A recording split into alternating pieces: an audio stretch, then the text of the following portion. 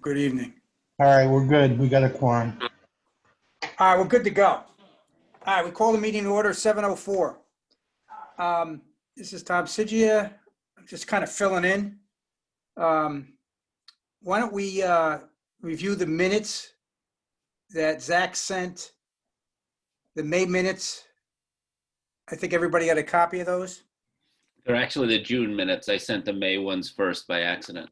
Oh, yeah, okay, yeah, that's right. The June minutes. I made the couple of typo corrections that Nancy emailed about.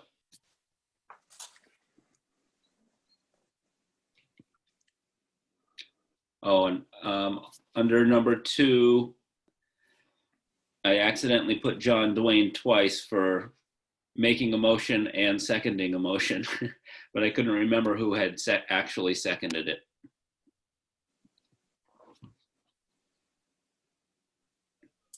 You could always go back and look at the recording, I'll bet. Okay. Would anybody like to make a motion to approve the minutes?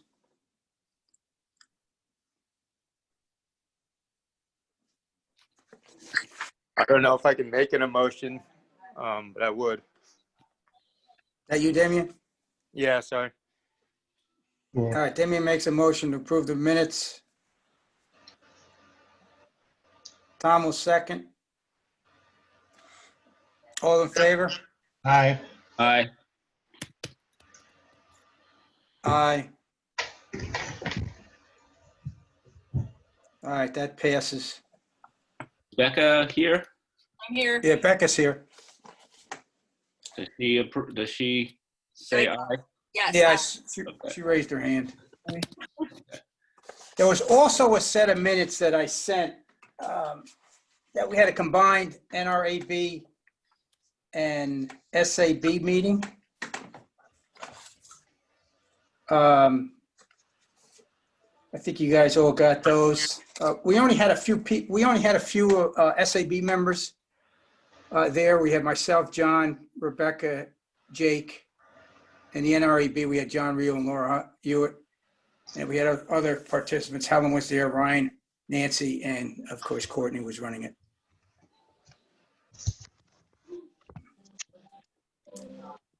I don't know if everybody got to see those, but we talked about plastics in the harbor, climate change, technology, and diseases. Yeah, I looked at those. Anyone want to make a motion to approve those minutes? Sure, I'll make a motion to approve those minutes from, when were they? Let me see. I've got It was Wednesday, September 16th, NRAB SAB joint meeting. I'll make a motion to approve the minutes from the NRAB SAB meeting on Wednesday, September 16th. Any seconds? I'll second it. John seconds. All in favor? Aye. Aye. Oh, yeah. Tom says aye. Hi, Jake. Hey, how's it going? What, Hey, Jake. what minutes are they? They're the NRAB SAB. Oh yeah, I saw them. Yeah, they look great. You okay with those? Yep. I'm also going to forward those minutes now that we've approved them over to our Shellfish members. Okay. All right, that passes. All right, let's get on to the topic of the evening here, which is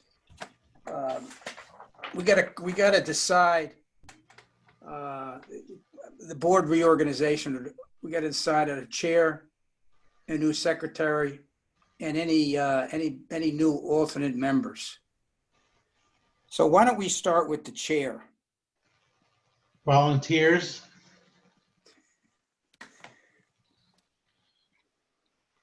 Tom, how do you feel about it? I think we got some real good qualified commercial shellfisher men, women on this committee that I think would do a fantastic job. Yeah. We're having another baby in January. I just didn't want to take on any more responsibility, but if somebody wanted to volunteer, I mean, I could help fill in. I just didn't want to do it and then be too busy, you know? That's the problem I'm having too, is I've got 2 kids, and if I can share the responsibility with other people, and we can take turns or divide up the requirements. How about Tom? Are you interested in being the chair? No. No, I think a non-commercial guy, I don't know if that would go over well. I've always felt that way too, and so we really need, and I don't even shellfish as much as I used to, so I'm happy to stay on the board and help where I can, but I'd like to see somebody else step up and become chair. Yeah, we do have a spot. We have one spot open, right? Like, could we try to get somebody that would want to do it and take it over and handle the Yeah. responsibility? I got the word out, Jake, through a few that I know, and they're really, they feel there's too much involved with their day-to-day and Yeah, then especially the shellfish. yeah, it's just If- it's a hard time now for everybody with everything going on. And I mean, even though the meetings are just on Zoom, it's tough with work and all that. Well, let me ask Becca a question. Becca, if we helped you out, say, for example, I'd be happy to send a notice out and work with Courtney to get these meetings posted. So so the chair wouldn't have to do that. We'd work around your family and your job and anything you needed. We'd try to help you out. At least I would. I assume the other guys would too. Mm-hmm. And you could, maybe we just do it like Dave had said, maybe do it for 6 months and then we make another switch. But I know you have the 2 My kids. take I on know it that's- too is that Nancy's been helping out quite a bit with filling out the agenda from meeting to meeting. So I assume Nancy still be willing to do that, even though she's not on the board. Yeah, I'm happy to help any way I can. Yeah, the other complicating factor is that my husband is a firefighter and might literally have to drop everything and run off to put out a fire, which would leave me with 2 kids in the background. So my childcare can change at the drop of a hat. So having somebody who's available to run meetings and stuff at the last minute, if I can't, is an important thing. Like, there are reasons I don't really want that. Yeah, I mean, I could help out with that. I would say to John and to Tom that, the role of the chair, or one of the main roles, is really just being consistent, being there, being organized, and running the meeting.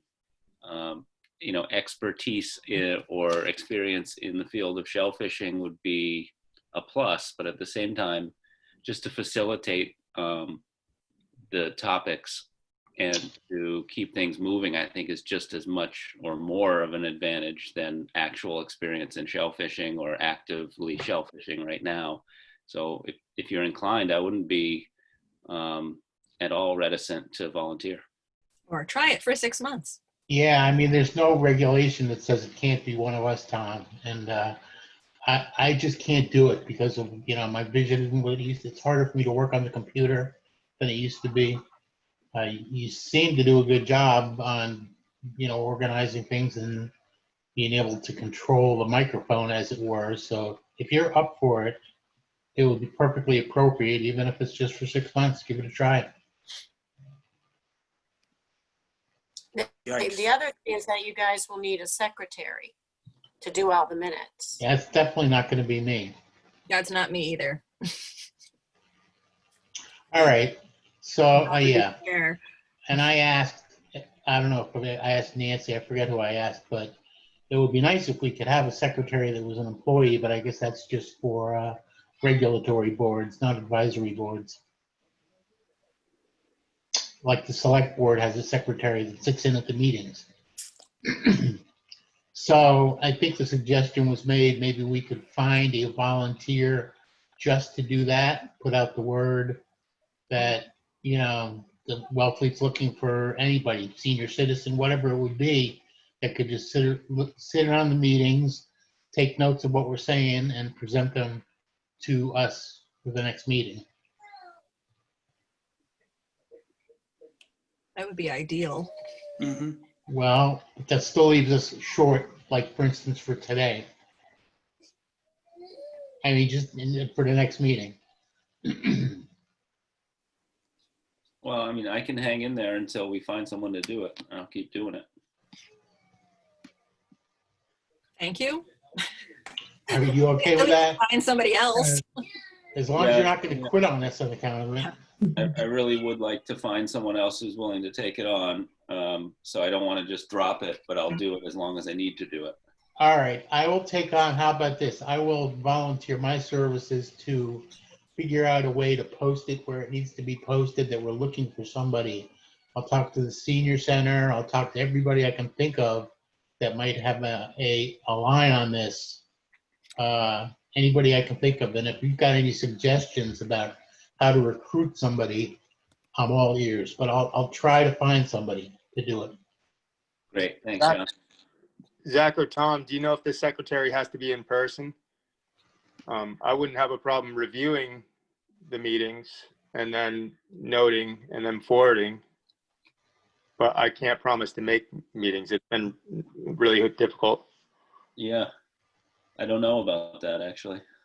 Yeah, I'm Did you not say sure. be in person? You mean,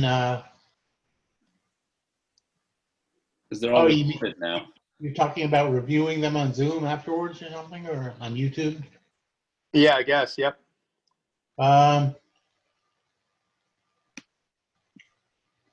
You know, as long as it's an accurate representation of the minutes, I don't see why. And you know, while we're doing these Zoom meetings, think of a year from now, hopefully, we'll be back to meeting at the town hall again. Hmm.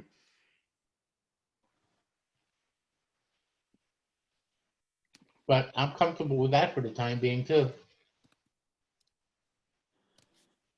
Hey, Zach, let me ask you, when I send you the minutes from my iPad to you, is it difficult to get it into Word and you got to No. redo them totally? No, it's a couple clicks.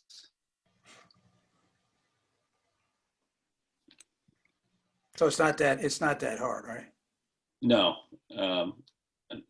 you know, and I'd be happy to come. It's just it's one more responsibility that I would like to eschew at the moment. Maybe I'll come back to it. I'm just feeling like unburdening myself a little bit. So, like I said, I'll hang in there. Maybe we can find somebody else. And let's see what happens. Well, I'd be happy to take it over. I just don't, my computer died and I've been too lazy to go get a new one. I do have another, my wife has another one at home back in New York, and I can check to see if that one still works, and then I can just take it over and not bother you. You've given me some information on, who I got to get it to, et cetera, so. Yeah, it's pretty simple. I know the process. Another reason is it is a little bit like having that dual role. You kind of miss part of the meeting, or Yeah. to contribute and listen and respond. You're too busy taking things down. Well, I got a suggestion on how to cope with that. I don't know, to tell you the truth, but that's exactly why I get distracted if I was trying to do it. I don't know how you do it. I don't know how Barbara used to do it. So how about this? How about we're going to record all the meetings anyways from now? Is there anything improper about us recording the meetings and having somebody be our secretary post-meeting? Maybe that's a question for Helen if she's still here.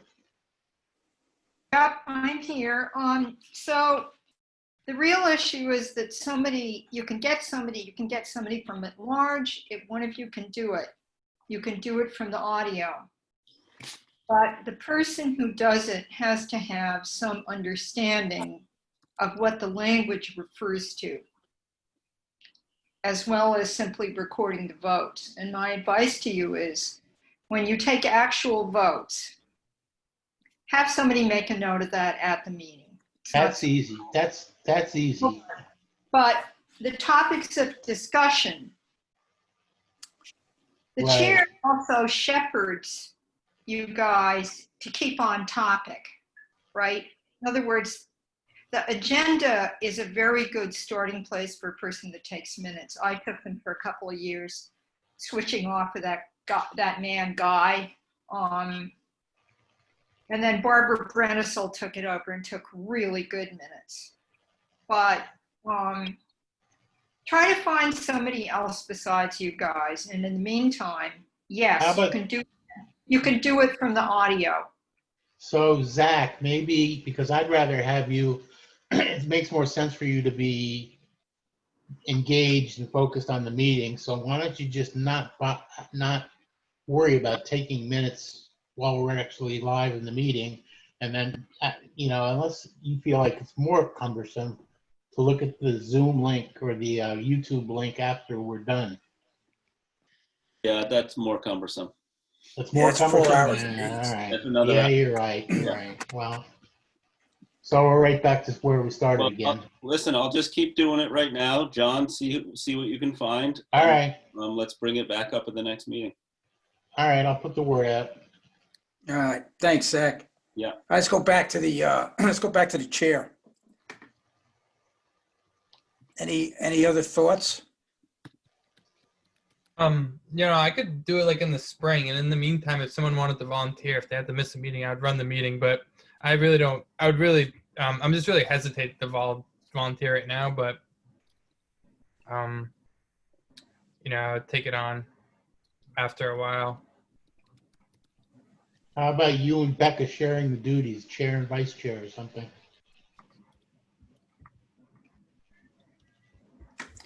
Or Tom, you could be co-chair as well.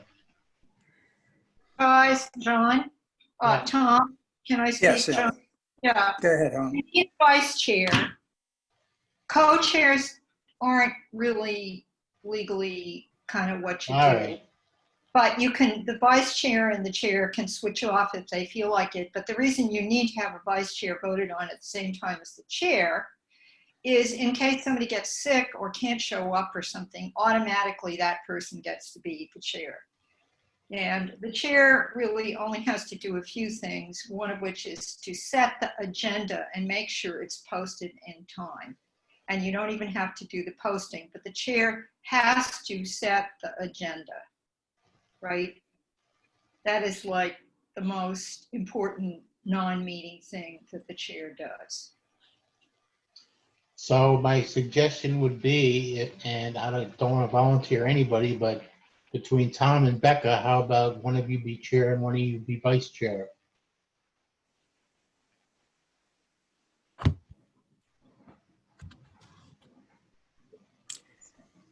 What if, hey, Helen, can I ask this question? What if someone was chair and someone was vice chair? Could we switch off month to month?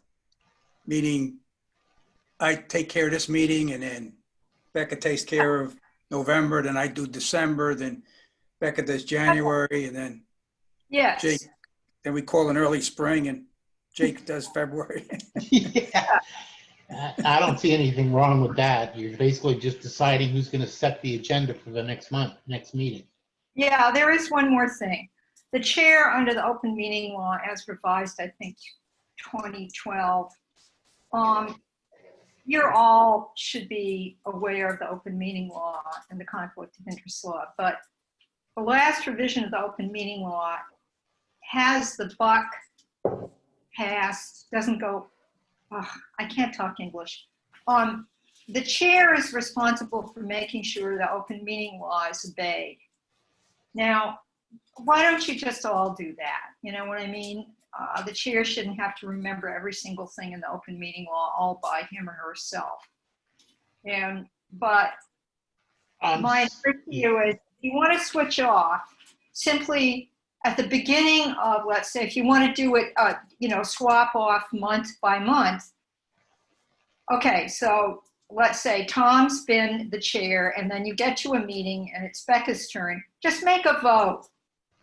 Just make a vote. Say, okay, for the next 2 meetings or 3 meetings or whatever, Becca's going to be the chair and Tom's going to be the vice chair. Just do it like that, okay?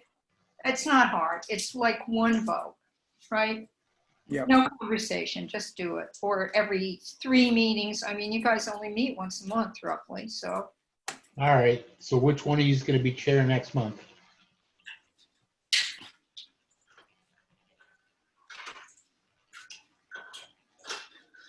Dead silent. Becca's on mute. Becca, are you muted? There we go. Like, what month is next month? Where are we? Yeah, it's November. Next month's November, right?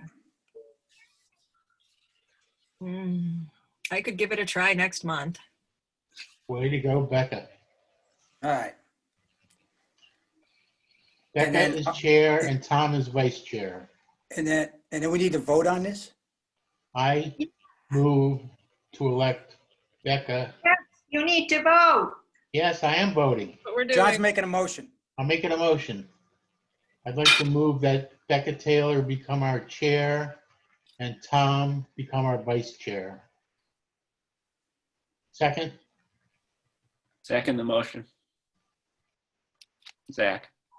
All those in Zach favor? seconds. All right, we got to vote.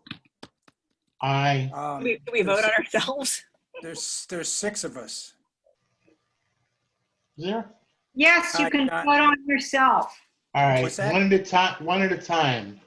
All right, Tom, Jake says yes. Zach, Aye. Damien? You're on mute. I don't believe I vote. Oh, that's right. No, Damien does not vote. Kevin, He's that's an alternate. okay. Okay, I'm sorry. Yep. John? aye. Aye. Becca? I guess so. All right, Zach, you're noting this? Got it. Thanks, Zach. All right. All right. That's great, guys. That didn't take as long as I thought. And then we also have on the agenda, new alternate member. Anybody have any friends and family that wants to participate? I'll also just say that I spoke with Chip Benton today, and I just said, would you just want to call in? And he really does want to continue to be a member, but he does not want to do it on the phone or virtually. As soon as the board starts meeting again in person, he would love to throw his hat back in the ring, but for now, he won't. He just doesn't want to do it. He said he's old fashioned. So Okay. we now have a new full-time, you have a new full-time member position open. We do. So is he resigning? I think he's actually, he's already missed the amount of meetings that you're allowed to miss and still. Yeah. So I think it was a moot point, but I just felt it was important to talk to him face to face and Okay. double check, which I did. And So we've lost him and we've lost Dave. Okay. Okay. and he So- still needed an alternate anyway. Right. So does that mean that Damien is now up for the position? If he wants to. Yeah, He's an alternate. I suggest that, Damien, are you interested in being I could, my only difficulty with that has been making meetings, which for the most part has been because the meetings go with the tide and are a lot during the day. I think I would be able to make more at this type of hour, even though I'm still usually transitioning. As we go later into the season, I'd be home by now, most days that I'm fishing. Okay. So Okay, if we're we- having more winter meetings around 6 p.m. or 7, you'd be more available. Sure, and until the later part of the spring, that would be the case for me. Okay. and you're just, so I understand, we usually do it around high tide is when we like to meet, right? So And is you're- that what you're out fishing at low tide, is that right? I'm weather-based. I'm not tidal. You're in the boat? Yeah. Okay.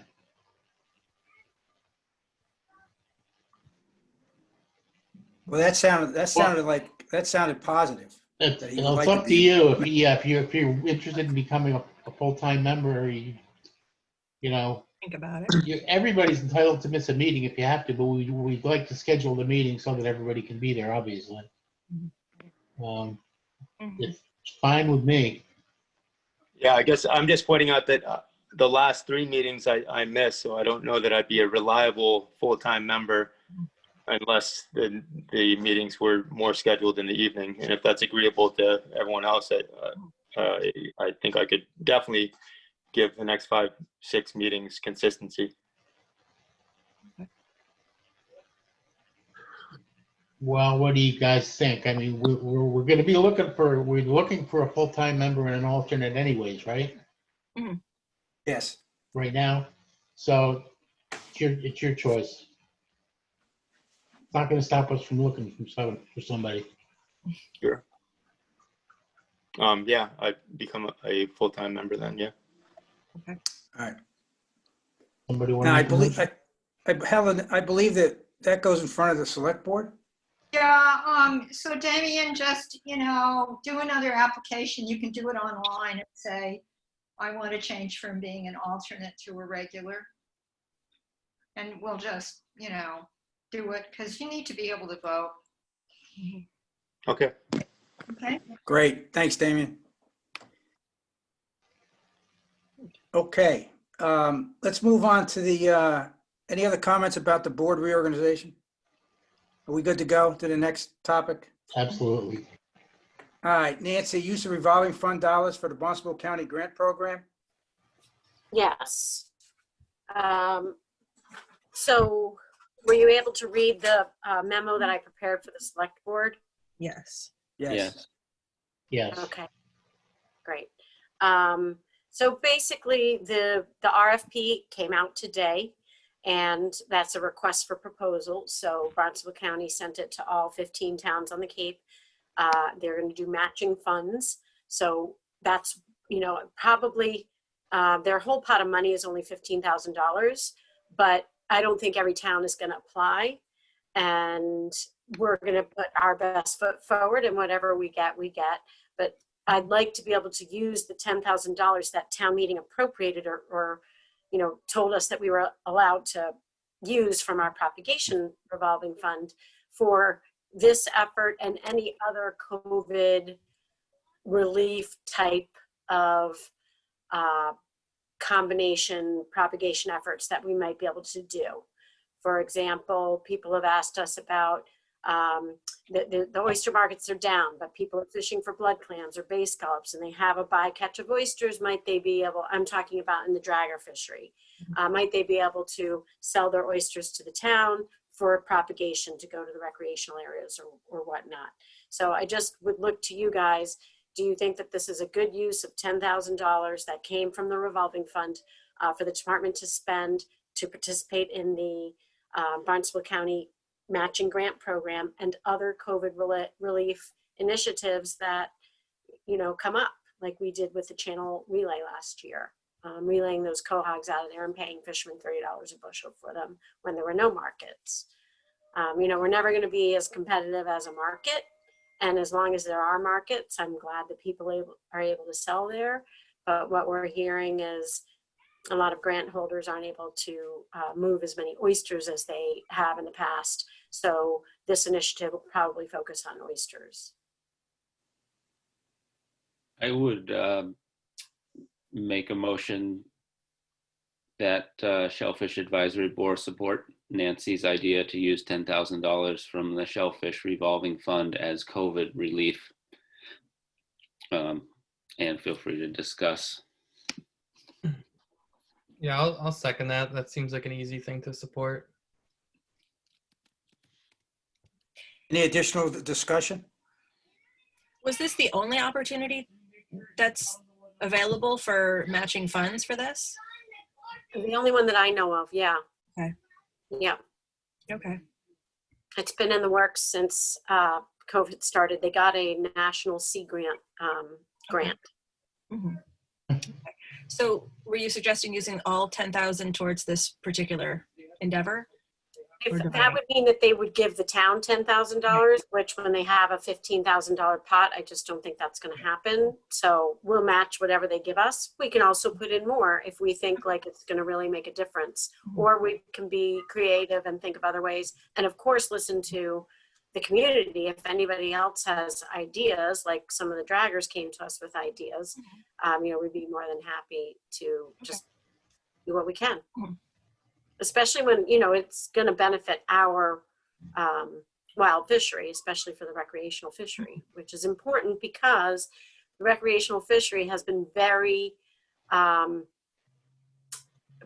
extractive, if you will. It's been hard hit this year in the sense that there was a lot of people out there shellfishing. And so, we do need a little boost right now in product, especially oysters. We've done a lot with clams, but, and we'll always do more clams as well, but we need some help. Any other additional comments? All right, we got a motion, we got a second. I suggest we vote. Aye. Go around. Becca says aye. Aye. John? Yes. Jake? Yeah. Zach? Yeah, I made the motion. Aye. Yep, okay. All right, 5-0. All right, Nancy, you're all set. All right, let's move on to the next topic. Review of shellfishing permit fees. A recommendation to the select board. So right, Nancy. just, by way of introduction, I put a memo together for you, and you all know me, I'm a cheerleader, but the reality of the situation is that we are still in catch-up mode. This, not to belabor anything, but I think everybody knows that we're not, we haven't reached the top of our game. And I remember reading back through some annual reports where this town used to propagate 1 million oysters and 1 million clams every year. So we're a far cry from that. But I like to think that we're making steady forward progress, and I'm really proud of, what we've been able to accomplish. And Johnny has just been incredible in leading the way for all of us. We've been fortunate to work with AmeriCorps, and we've been very fortunate with people donating hat seed in the past. So, we're doing well, but I'm not, the reality is we have a lot of work to do. So it's the money that comes in, 75% will go into our revolving fund for propagation, which helps us increase what we can spend on it. But I think it was 2009. Is that what I said was the last year they had been increased? Let me see. I think so, yeah, something like that. Hold on, I got it right here.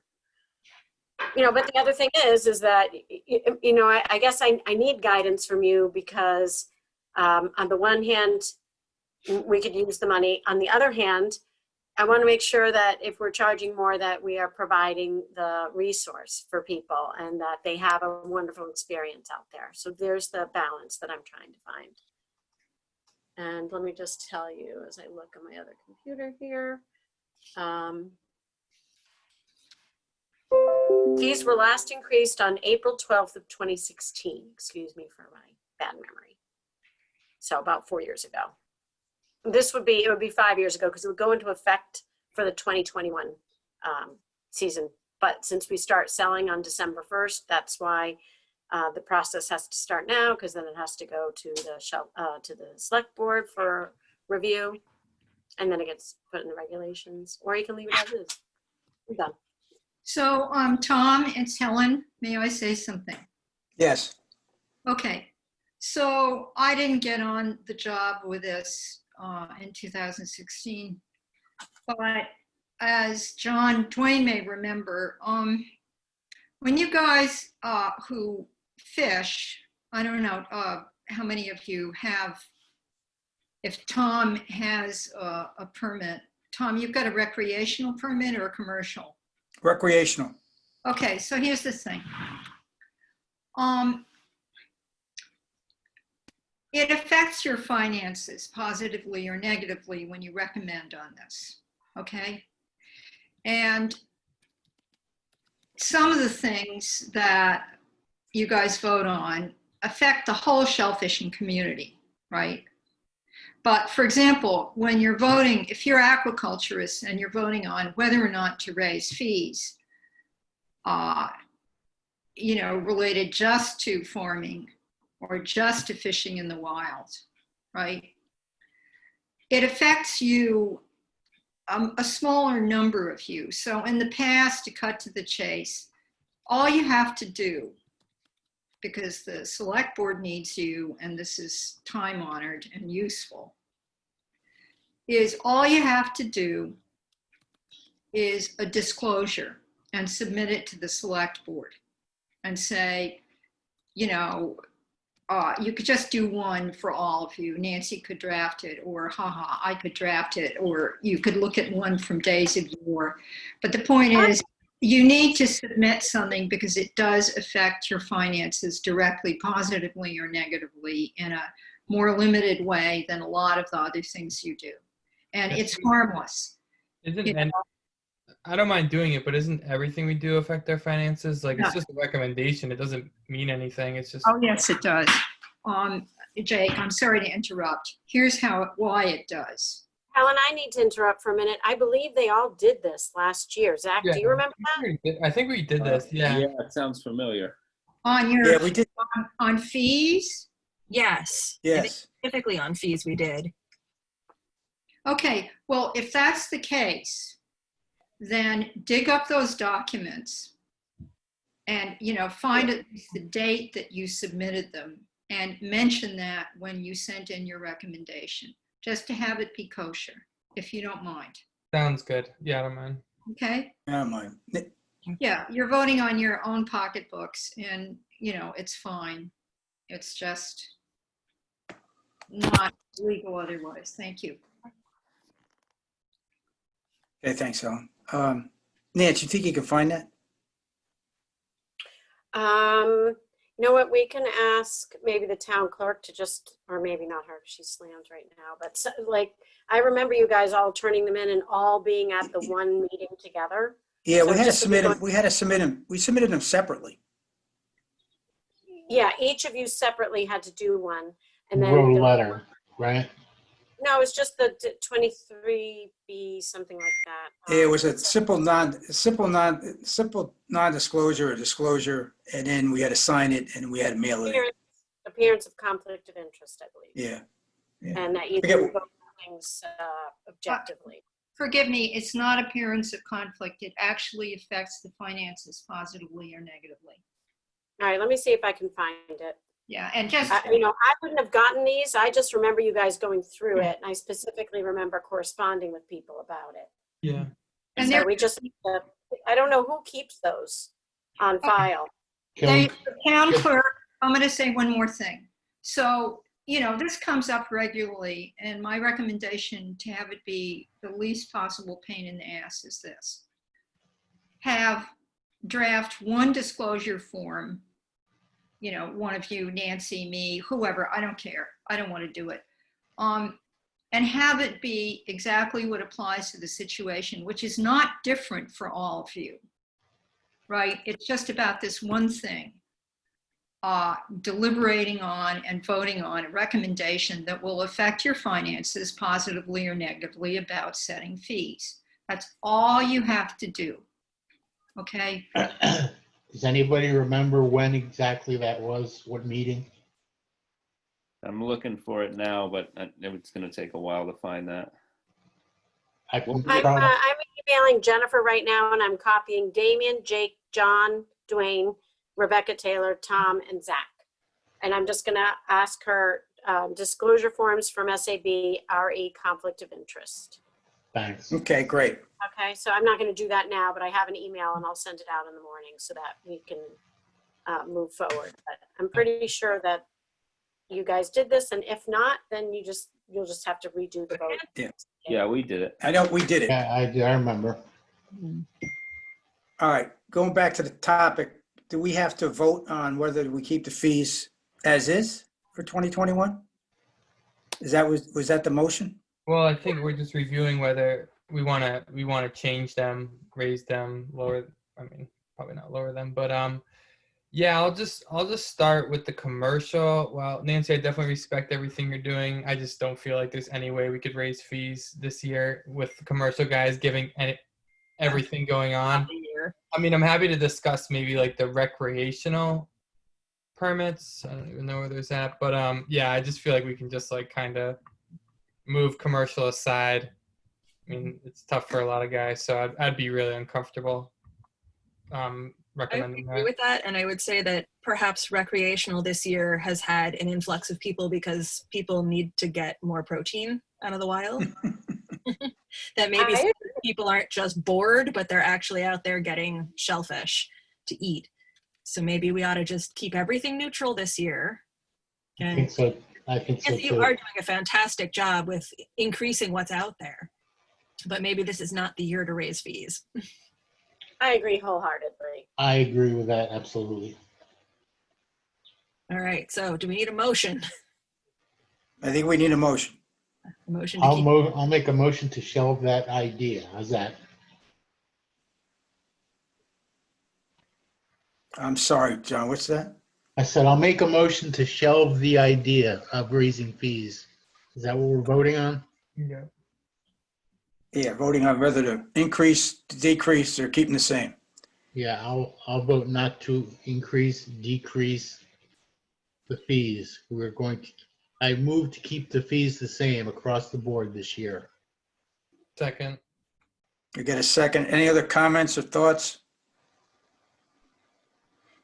All right, let's take a vote. Becca, Aye. John, Aye. Zach, Aye. Jake, Aye. and Tom says aye. Okay. All right, let's move on to discussing the Reg 8.6 boat owner versus operator plus onboard requirements. Nance, I give it to you. So I sent the memo around, and this came up from complaints to the Shellfish department, many calls about the situation that I described, and then I hope you were able to read the email. People felt that somebody who doesn't have a permit shouldn't be making money on the resources of our harbor. And they felt that the intention of it was that the owner and operator would have to have a shellfishing permit. And then I see most times that is how it goes. And then people on the back of the boat, on a crew member, doesn't always have a permit. But if the captain in charge of the vessel does, and then they are able to land one limit. And if they happen to have a crew member who does have a commercial permit, then they can land the 2 permit limit. But this is, it came up from our phones ringing. And so I got pushed back that with the the owner does have a permit. The owner's not on the vessel, but it's owner or operator. So I felt like this should be a community discussion of what you want to see in the harbor, so that I have then a way to enforce it. So is the shellfish is being sold under whose permit? In this case, it's being sold under the permit of a crew member. And this is something that, there's no guarantee that this is being logged to the boat fishery either, because it should be logged to the vessel, so that we get credit for this as a dragger fleet landing. And it's going on the crew member. And there's just no guarantee that that's the way that it's getting categorized. I feel strongly about, defending our landings and capturing our landings. So that And there can be ways around that by having the person become an employee, like a grant holder can have an employee, but that form actually began on a boat, and that boats have employees, and then they can sell that shellfish under the boat ID. But that's absolutely not going to happen in this specific case. And I really, there's so much I can do enforcement wise with that happening. now why can't that happen in this case? Refusal. Just refuse, but there's no technical reason that can't happen.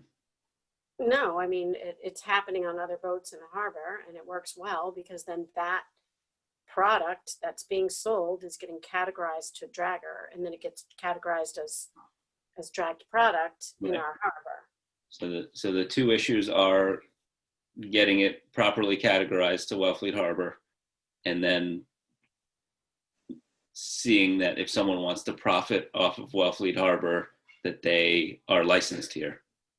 Correct. Is that right? Okay. Is this particular instance a temporary situation, or is this looking permanent? This isn't someone who's filling in for someone who's laid up or something. No, Okay. that's not the case. And, you know, I just think that you can't, even if it was a temporary situation, like somebody else can come and do it. The regulation is written in a way that I can't really enforce on it. Mhm.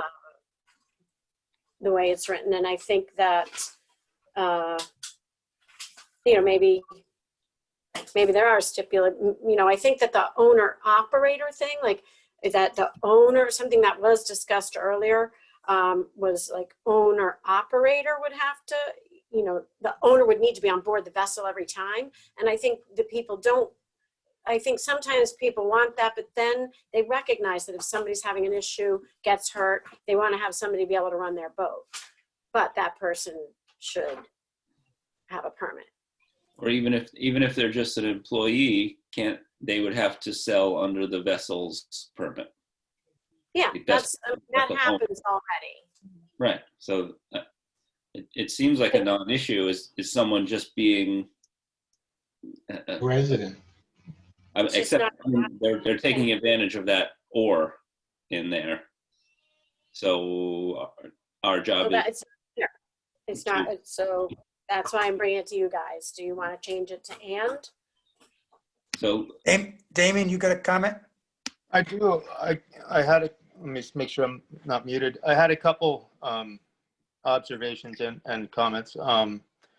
One, that the reporting wise, my understanding, as long as the gear is reported as drag gear, that it should then be entered as from the area in Wellfleet that it was harvested, and by the gear in which it was harvested by hand or by shellfish dredge, which would imply a vessel. So that's just simple reporting correction and making sure that the reporting's correct on the tags. Yeah, tags don't have, the tags that get put onto the shellfish. Right. gear, Don't have the gear code, right? Dealer. But when the harvester does the reporting, I would think that they would, I don't know. And I then don't You know. And you say like on the trip report.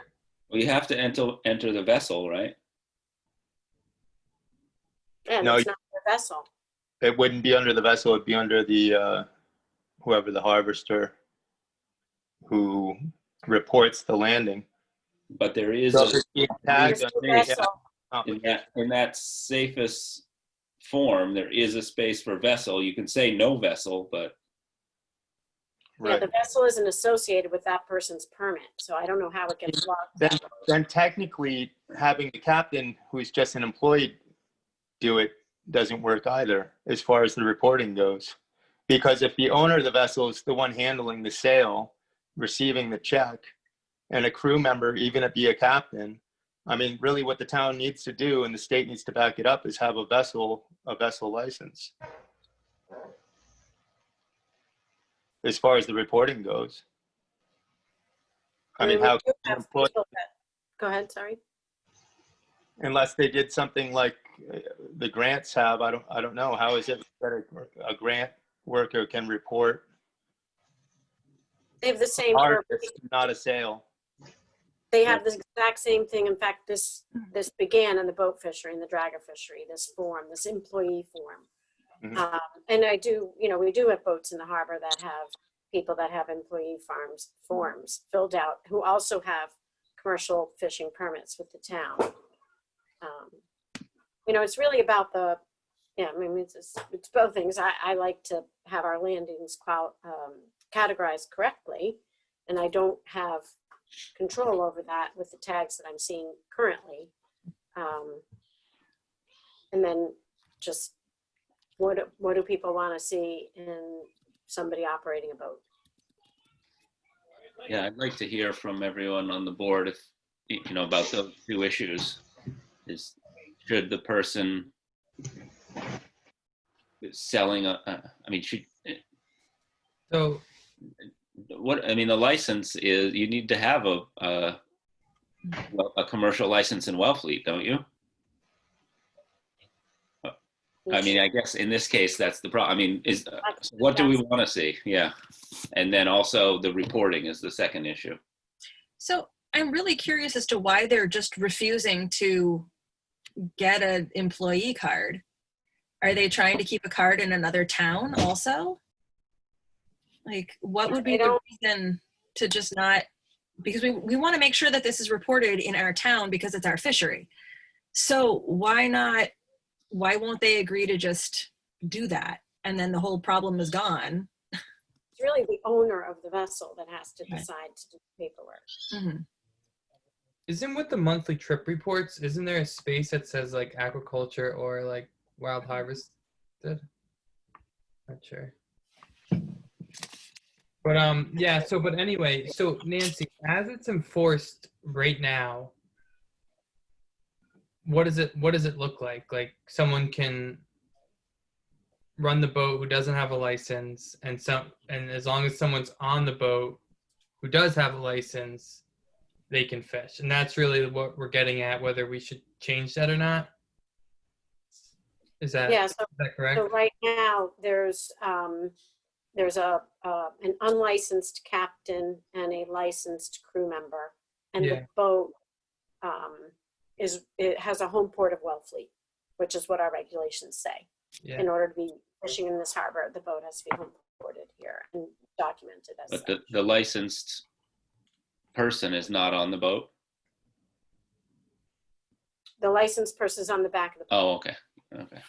I have a question. So yeah, go ahead. Sorry, a feasibility question, or maybe something to discuss. What if there was an open permit that could be acquired year round that enabled flexibility for the vessel owners but also provided an avenue for the town to hold accountability, and it had like a town operator's permit that would license the individual to run the boat? Is that something anyone would consider? It could also raise maybe a little bit of revenue. Would that, Damien, would that be, so would you require that person to live in Wellfleet? I mean, that's a separate discussion, I guess. Yeah, because that's like where. Right, because right now to have I get what you're saying, yeah.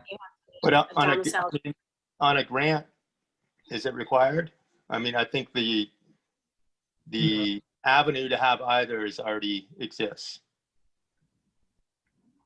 True. I don't think it's a moot point. No. It's Helen. Yes, Helen, go ahead. So John Dwayne may remember that we kicked this around when we were revising the regs. If you're on a grant, I talked to Mike Hickey about it, who's still available. Even though he's retired, he still goes into the DMF, and they want him there. If you're on a grant, as you know, the grant holder, the licensee, has to have an aquaculture license. And if the licensee also goes out and picks in the wild or drags, as well as having a lease, they have to have a commercial permit. Their employees do not, unless their employees are, of course, driving a truck around with product in it or delivering to wholesale or whatever. Excuse me, I'm eating supper. The thing with a boat is it's different.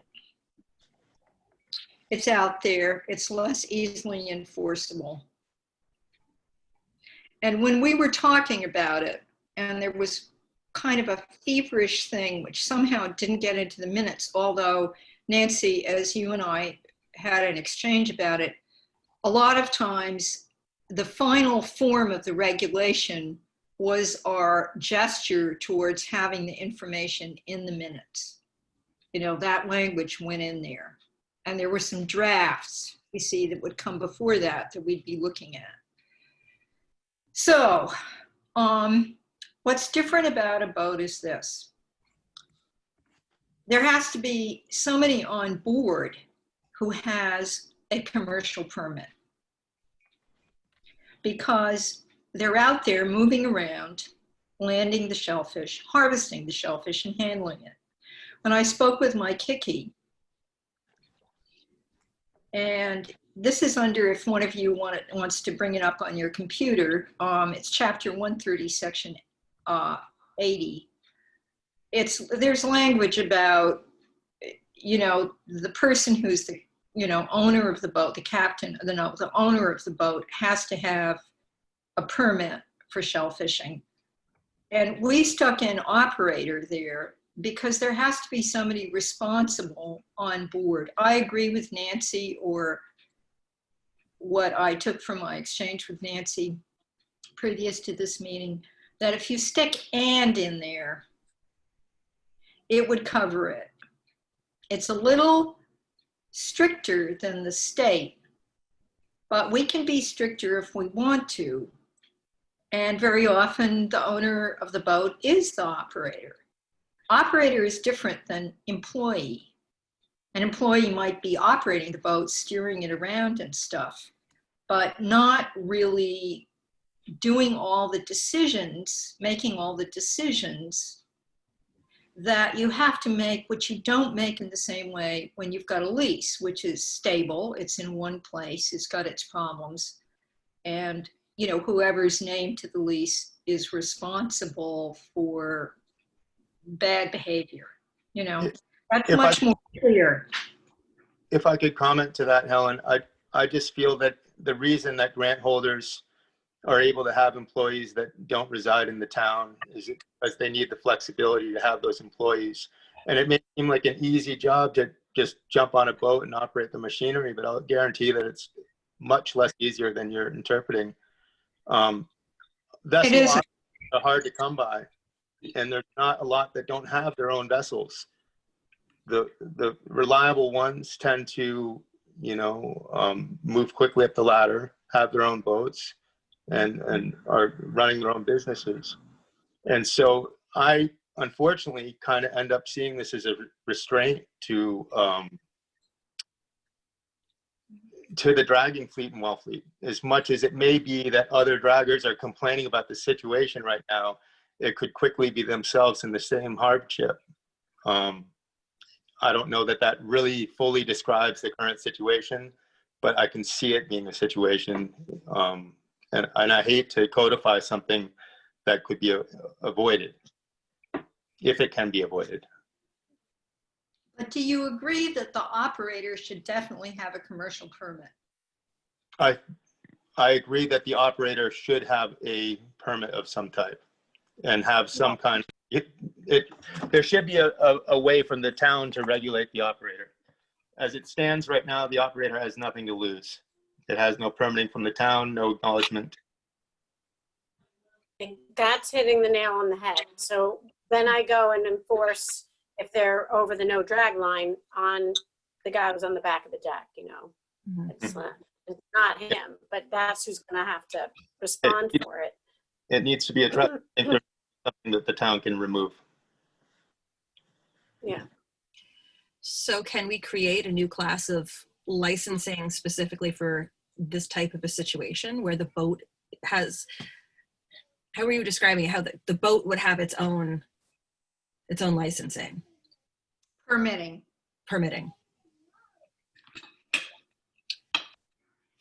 I guess I would need to do research about that. You know what I mean? I have no, I'm not familiar with that. I'd like to call other Cape Towns, see if they do it, like Chatham has a boat fleet, how they deal with it. Is there reciprocity between the departments in different towns where if you caught somebody not obeying the rules here, you could call the town that they're actually licensed in? And then we could require that people be licensed on Cape. And then you could call Orleans and say, hey, we're having a problem with one of your licensed people. Could you write them a ticket? Or the state. Or the state, if it was Tom, state level. I originally was hoping for language back in the day when I was sitting on the committee and being a problem. I was hoping for language that would do a version of what you have for leases on land, intertidal land, which is to have the person on board who is in charge having to have a permit, so that the buck stops there. Damien, I hear you. Not everybody can afford a boat here, but there has to be somebody on site who the buck stops there if things aren't done right. In other words, that's the owner, because the owner is licensed. well, the So owner back has to to, his permit or her permit. yeah. But the thing is that the person in charge, that's why operator is on there. Mm-hmm. Because somehow the person who's actually on the vessel, right, Mhm. present, and it's more of a responsibility, Nancy, you tell me if I'm wrong about this. When you do inspections on farms, you can go out there, you can look in binoculars, it's just, you could go there. But if somebody's out in a boat, isn't that harder to enforce? Do I have that wrong? Because I don't know what I'm talking about. Well, I mean, it's our job to enforce, and we do take the boat out, and we do wait for boats to come in so we can check them. I mean, that's part of our duties. That's what we have to do. But who do you feel should be responsible while the boat is out there and shellfish is being harvested? Should be the operator, Yep, and what's an operator? the person that's running the boat, Running the boat how? captaining the boat. He's the captain. He's the captain. There you go. So John and I are having an exchange that we had years ago at a table with other people saying similar things. Right, but it's my grant and I've got somebody out there for the day or who's an employee and they're messing around, it comes back to me because it's my grant and I'm the one with the license. So why would you as an operator have somebody who you couldn't trust out on a boat for you? Because shouldn't it be coming back to you as the owner of the boat because you're the one with the license? It should be, but what if you only own the boat? You don't even live in Wellfleet and you're remote. No, because you can't. The boat has to be homestead here. You have Has to. to be right. Does the boat need to have does the person need to have a license who owns the boat? Does the boat need to be licensed with the state to fish in order to fish? So, Yeah. so the way it's supposed to go is that you're supposed to, for shellfishing at least, that's all I can get my head around, but you're supposed to tie your commercial shellfishing permit with the state to your boat. And, you know, some people have both, so they're going to categorize things differently. But when you're landing with a boat, you're supposed to categorize it to that permit number on your boat. Yeah, but could any guy who has a commercial permit in Wellfleet take any boat out and fish with it? As long as that boat was home ported and registered in Wellfleet, yeah. Okay. If they had a commercial permit here, yeah. Why Yep, can't they that just do happened. the same model as the aquaculture grants? Yeah. I mean, what's the problem with having an employee out there under your license?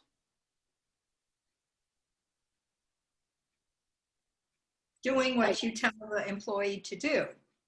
I think the Right. problem right now that there's still not accountability. So if my understanding is that there's an avenue now for the employee of a grant to get a permit from the town to work on the grant, so that there is some accountability there. Is that correct? No. State. It's a state form so that an employee can run shellfish to market under somebody else's That's the permit. card. So Mhm. so if that What? employee was on the grant alone and wasn't following any of the protocols for I want to say COVID. Oh my God. Vibrio. Oh, Then- God. It just goes back to the grant holders. It's not personal that's to a good question. Yeah, I mean, like grant holders should give us a list of who their employees are so that, we know if we're driving by and there's no grant holder in sight, but we see so-and-so, oh yeah, she's on his paperwork. But the grant holder's responsible. Yeah, Mhm. the employee's So, never responsible. And that's That's the way businesses work, you know. So, so Nancy, the quandary here is that you can't, if somebody's messing around in the wrong area in a boat, the person with the license who's collecting, whose permit is the shellfish is being sold under, that's the person that gets the ticket, not the boat owner necessarily. Is that right? That's correct. And so that's the problem. You want to try to figure out a way that whoever the captain is on the boat is getting the ticket. Because they're the ones who are committing the infraction. That's right. So And anybody could say, well, how can I be held accountable for something that I didn't do? I Right? agree. That's a problem. I disagree with that. I mean, they're going to lose their job if they're getting their license holder, their employer, in trouble. But Yeah, the That's employer, their yeah, incentive. That's their incentive. It's ultimately being sold under their license, so they have the responsibility to make sure that they're following all the regulations. But we can go back. But so if we didn't want to change anything overall, I think we could just go back to what Damien was saying and make the operator. Maybe you could research some operator sort of permit, and then that would make 2 people responsible plus the person who owns the boat, and then we can just kind of leave everything how it is. yep. But you know, I kind of like that. I mean, I wish the people who are complaining and are in this, you know, fish every day were here, because I always feel uncomfortable like really changing anything too much for people. I mean, you all saw my text today. I tried. Yeah, no, I know. Yeah. We've definitely had this problem in the past too, trying to get the people who bring up the issues to show up. But you know, I don't know if this is exactly relative or realistic, I should say, but if I'm if I own a boat and I have the commercial license and I want to hire someone to go work the boat, I mean, I guess it would be fair to require that they also have a commercial license, or is that undue burden? I mean, why can't That's just, what I'm saying. I think They're that's a residency problem, because that's the burden rate. Right. You have to live in Wellfleet. right, Yeah. if I want to hire someone from out of town to Right. work my boat, They can work on the back of the boat. but why Right. not but- anywhere I else? mean, there's plenty of people from out of town without permits that work on the back of the boat. Yeah, But And- most and- operators, people who are, you know, operating the vessel and making money off of Wellfleet's harbor resources. You know, this is my first encounter with this. right. And so, you know, and then somebody's an employee and is a deckhand, and it's not, you know, they're not making the, you know, the money from the sales. Right, they're taking getting advantage of the system. I understand that, but I would want to be careful that you don't limit a legit boat owner, commercial license holder who needs someone from out of town to operate their boat. I guess I sort of didn't realize that people would be like, oh, hey, I have a licensed boat and I'm going to let somebody use it and sell all of the shellfish under their own license. And what do I get out of it? Yeah, why is I this? would sort of assume that they were hiring someone to run their boat for them. And therefore, I have the permit. I'm hiring you to run it. You're my employee. And so is the guy on the back of the boat who's also got a permit. It's just that if you both had permits, we could take more because we could fill each quota. I think this happened because I think this got put in because in the reg it says valid commercial shellfishing permit, because there was somebody who did not have a valid commercial shellfishing permit that owned a boat, sent it out with people, and was making money, even though off the harbor, even though his permit had been revoked. All right, and so this is kind of like the same thing in the way that you know, you have somebody who doesn't have a permit with the town. Maybe they live here, maybe they don't, but they're not as invested in the resources of the town necessarily, right? But And- Yeah. I do think the I- language was intentional. What? I do think the language was intentional and or. And I've looked at the language a few times prior to this discussion to really know what the situation was as a vessel owner and a former person who used to drag in Wellfleet, Yeah. and probably be a future. Who knows what the history? I think the language is intentional as much as, like, again, I think there's situational stuff that needs to be addressed, but I think it's prohibitive. What do you mean by that? Sorry. I think it would be prohibitive to require the way we have it structured that the operator be have a Wellfleet commercial license. Yeah, they can't, like this situation now, I think you should not be able to sell under your non-Wellfleet license That's what I'm having a problem with also. from the harbor. But you should be able to operate and sell under the vessel's owner's license, or, I mean. I would agree with that. If I own a boat in Wellfleet, why can't I hire an able person from Orleans to come and work for me? Right. But they shouldn't be selling it under their license from a different town. Exactly. Right. It should be sold under the person who owns the boat. Employee card or whatever takes care of that situation. Yeah. Which means catch limit for one person, Right. right? That's the issue. I think you can do that. You just, oh, sorry. No, go But ahead. you can Go do ahead, that. go ahead, You just Jake. need a person on the boat that has a permit. Otherwise, like, what's the point of having a permit? I mean, somebody who lives in the town, just buy a boat and you send whoever out there, and you just hire employees and you say, oh, go fish, go drag. You have 2 or 3 boats. I think that's like kind of what the language was, or that's what I think we would try to avoid.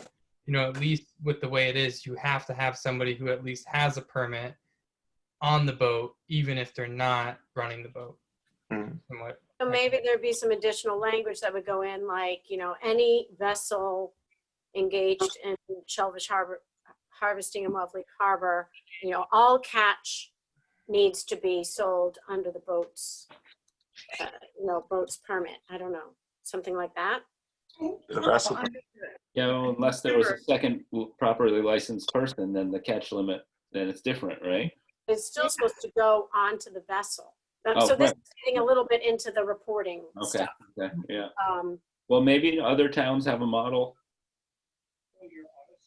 that we could look at.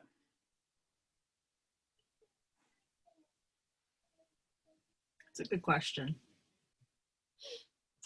Yeah, the reporting side is a little trickier. I mean, I would kind of just leave everything, if it's not a huge problem, just kind of leave it as it is right now and maybe research the operator license idea and go from there. Tom, may I say one more thing? Sure, Helen. So none of this, it's all about who's responsible, but none of this affects the simple fact that in order to have, let's say, 2 people harvesting 2 catch limits, both of those people have to have commercial permits and they have to be domiciled in Wellfleet. Nothing that you're talking about takes that away. In other words, if the captain isn't on, if the owner isn't on the boat and the owner has, is domiciled in Wellfleet and does have a commercial permit, but if the owner's not on the boat, Nancy, tell me if I'm wrong, and there's only one other person, right, who has a commercial permit on the boat, operator, employee, whatever, you only get 1 catch limit then. You don't get 2. Doesn't the person have to be on the boat in order for there to be a catch limit for them? Nancy? That's correct. Oh, am I on mute? No, you're, That's correct. Yeah. So there are 2 issues. One is who's responsible for bad things happening on the boat that are illegal, right?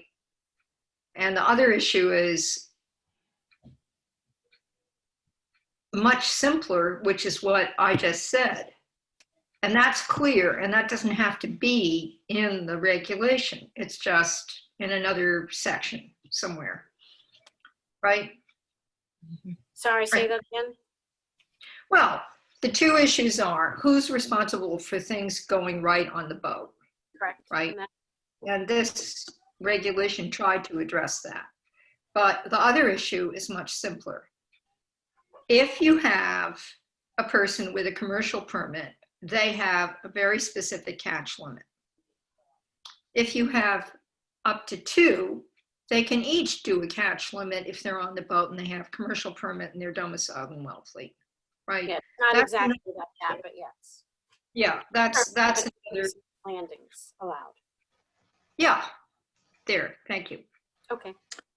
One of our guests has her hand up. Jude, you're on mute. You want Hi, to say thank something? you. Thank you, Tom. I was just wondering how many boats there are and what Chris's role in this is and, you know, what he has to say about it, because it does seem like two separate issues, one being reporting and one being, you know, violating the drag line or whatever. That's all I will say. Chris, Nance, can you answer that? How many boats? Yeah, we probably have 6 or 7 that are currently working, and we probably have, you know, double that could be operating. And Chris and Johnny and I and Drew sat down and talked about this, which is how I come up with my memos. I don't work in a vacuum. We work as a team. Right, but I mean, Chris is monitoring these boats. Does he go out on the boat and does he see a lot of infractions? Is that what driving this, or is it about the data and quantifying? It's about the fact that we have somebody operating a vessel that we can't enforce on. Okay, Somebody so it's an operating a individual vessel. who's flaunting the rules and you don't have the ability to enforce them because of that one word. Correct.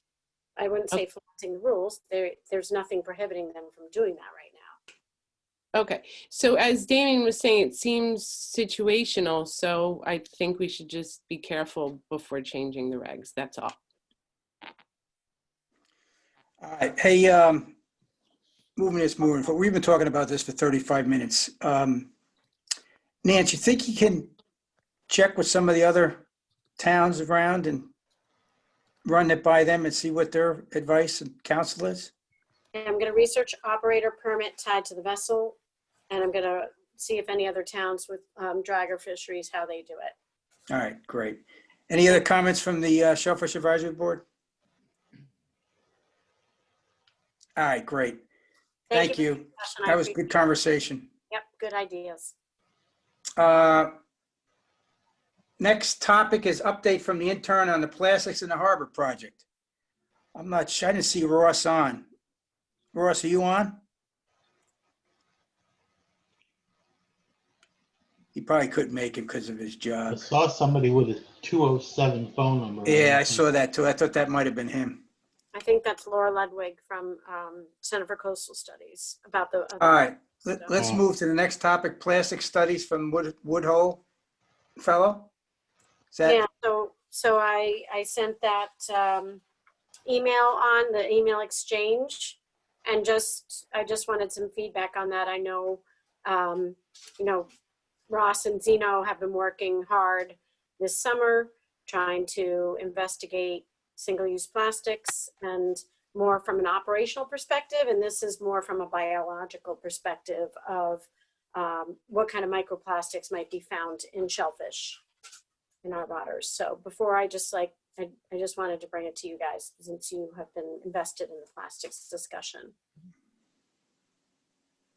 I think it looked very interesting. Yeah. And then were you comfortable with that assurance that, what is it, Jordan gave you, that it wasn't really about exposing a high level of plastics in Wellfleet shellfish? It was more of a regional, that wasn't the point of the study. Yeah, yep.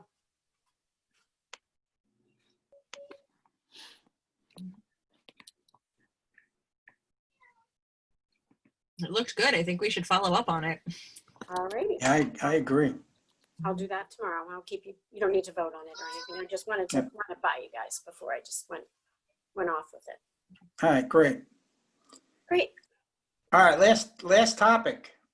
Feedback. Anybody have feedback from the Shellfish community on the newly formed Right of Public Assets Committee? I think Ryan was on this call last Tuesday.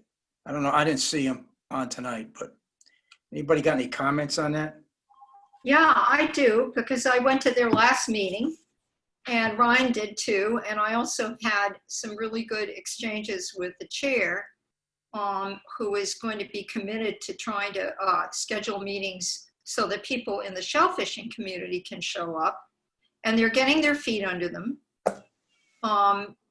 They're going to be looking at one place at a time. And right now they're focused on Lieutenant Island. And in some cases, it's reinventing the wheel. And one of the things that's to be hoped for with this group, given the technology that's available these days, is that there's going to be a decent archive of what's legally determined about all these many, many public accesses or access to water. In other words, not every way to a body of water is something you can legally access. And they're going to just go through one site at a time. And that way, people will have a clearer idea of what's available legally in terms of access. There's quite a lot of material for them to take in, but, you know, it'll happen. And, you know, the shellfish community will be brought into it. You can attend, and Nancy will be consulted with, and it seems like a really good idea right now. And John, you know, Jim Falcone, who's on the NRIB with you, right? He's not a John? member, but yes, he's not on our board, no. Oh, he's not, but does he show up? He's been attending on behalf of this access committee, yes. Okay, so that's a good liaison. And He's spearheading this, isn't he? well, he is, but it's now become a group. All right. And, you know, they have to sort of shake down and get into their groove, which, you know, happens with new groups. But the cool thing is, unfortunately, Barbara Renisol, the select board, decided not to put her on it. But as a Conservation Commission member and a person who was on the Shellfish Committee for years and years and wrote a book about shellfishing in the Northeast, a textbook, she's going to be connecting with them and helping them with this. Well, why didn't they take her, by the way? You know, don't ask me. I wanted her on there, but whoever's on there, you know, they'll get good to go. And they're two smart young women who are on it, and they'll have to get up to speed, but we can all do that. I'm very optimistic about it. But they'll need to be connecting with you guys sometimes. And with a larger community, you know, the community at large. All right, Helen, thank you. Any other thoughts or comments on this committee? All right, great. That's the agenda for tonight. I think what we need to do now is just pick the next meeting date. Anybody have the Tide calendar? Grab a chart. You got your calendars in front of you? Yep. We're going into November.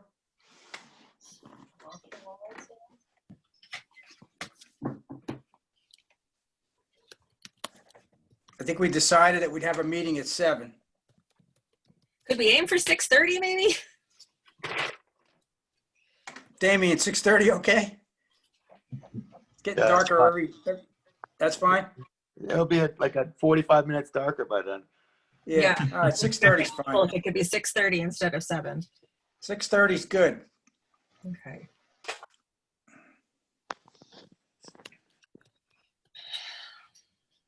So how does the first week of November look?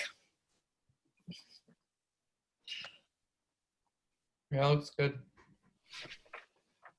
I don't want to do election day.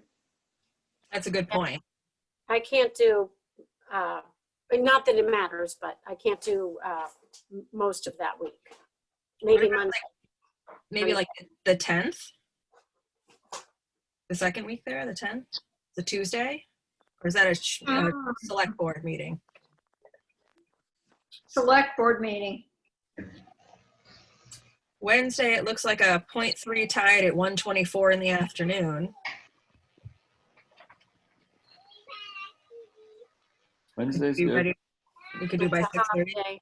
That's better. The Oh, 11th is it's Veterans. Veterans Day, right? I don't think that's an issue, is it? Veterans Day? Yeah. Close It's on a to- holiday? Like Yeah. is it a town holiday? Yes, so I'm not technically on. Yeah, I don't think we how can about do Monday it. the 9th?